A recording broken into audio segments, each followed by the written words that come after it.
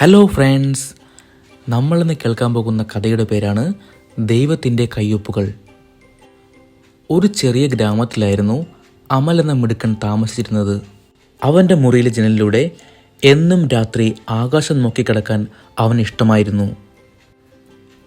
ഓരോ രാത്രിയിലും ചന്ദ്രനെയും നക്ഷത്രങ്ങളെയും കാണുമ്പോൾ അമൽ അമ്മയോട് ചോദിക്കും, അമ്മേ, ദൈവം എവിടെയാണ്? ഇത് കേട്ട് അമ്മ ചിരിച്ചു. എന്നിട്ട് പറഞ്ഞു, എല്ലാ നല്ല കാര്യങ്ങളിലും ദൈവത്തിൻ്റെ കയ്യൊപ്പുണ്ട് മോനെ. എന്നിട്ട് അമ്മ ഒരു കഥ പറഞ്ഞു കൊടുത്തു. ഒരു പക്ഷി പുഴയോരത്ത് കൂടു പണിയാൻ തുടങ്ങി.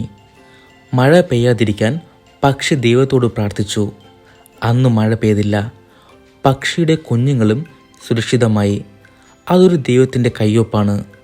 ഒരു ദിവസം ഒരു പെൺകുട്ടിക്ക് കളിക്കാൻ കളിപ്പാട്ടമില്ലായിരുന്നു. അപ്പുറത്തെ വീട്ടിലെ കുട്ടി വന്ന് അവൻ്റെ കളിപ്പാട്ടം പങ്കുവച്ചു. അത് കിട്ടുമ്പോൾ അവളുടെ മുഖത്ത് വന്ന പുഞ്ചിരി, അതും ദൈവത്തിൻ്റെ കയ്യൊപ്പാണ്.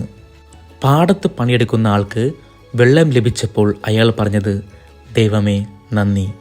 അമൽ ഇതൊക്കെ കേട്ടിട്ട് ചെറുപുഞ്ചിരിയുടെ തല ചായച്ചു. എന്നിട്ട് പറഞ്ഞു, അമ്മേ, ഞാൻ ഇനി മുതൽ ദൈവത്തെ അന്വേഷിക്കില്ല.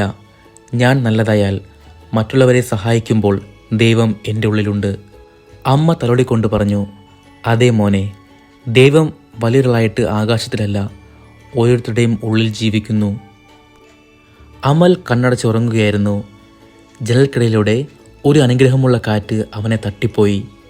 ദൈവത്തിൻ്റെ ചെറിയ കയ്യൊപ്പുകൾ. ഈ കഥയുടെ ഗുണപാഠം, ദൈവത്തെ കാണണമെങ്കിൽ സ്നേഹിക്കുക, സഹായിക്കുക, പങ്കുവയ്ക്കുക, പ്രാർത്ഥിക്കുക. ദൈവം അവിടെയുണ്ട്. Good night.